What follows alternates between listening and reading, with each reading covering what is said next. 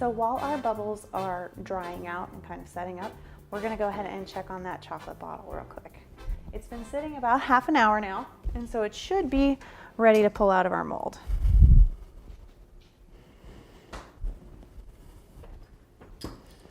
And I'm gonna go ahead and grab my paring knife real quick, because if there's any problems with the bottle itself, as far as you can see, we had a little bit of leakage, we're gonna be able to clean that right up.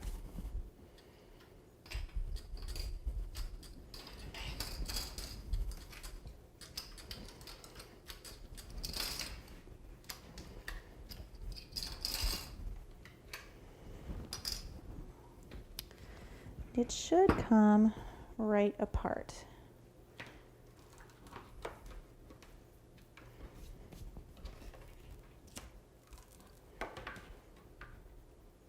And there we go, we have our nice chocolate bottle.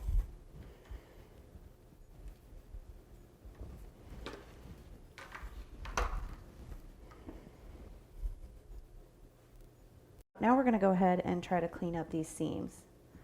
And all I'm going to do is I'm going to take my knife and I'm just going to scrape it just like that.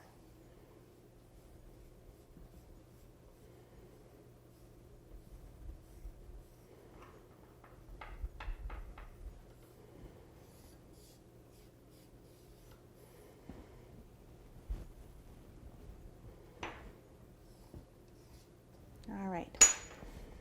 Now we're just going to kind of wipe that off. You don't want to get too much of it on your bottle because it will stick to itself. That luster dust is going to cover up a multitude of sins, so don't worry about it too much. And you'll notice we'll have one other kind of problem. We didn't get it quite lined up on the bottom, but I'm going to show you right here in a second how we're going to fix that. So we're going to take this same cookie sheet that we used earlier to kind of catch our sugar, and all we're going to do is we're going to put it into a hot oven. Now this oven comes on at about 350 degrees, and that's what I'm going to leave it at. And what we're going to do is we're just going to put this in for a few seconds, well, not a few seconds, for about a minute, until it gets nice and hot. And we're actually going to use this hot pan to not only angle the bottle the way we want it to when we want it to sit on the cake, but also flatten out that uneven bottom. So you need to work kind of quickly here. All I'm going to do is I had actually put our bottle back in the fridge just to make sure it was staying nice and chilled. And what I'm going to do now is I'm going to want our bottle at a little bit of an angle. So I'm just going to rub it on our plate, on our hot pan, until it's about where I want it to be. That's about how I'm going to want it to lean up against the cake, right about there. And you'll notice we have a nice flat edge for it to do that on.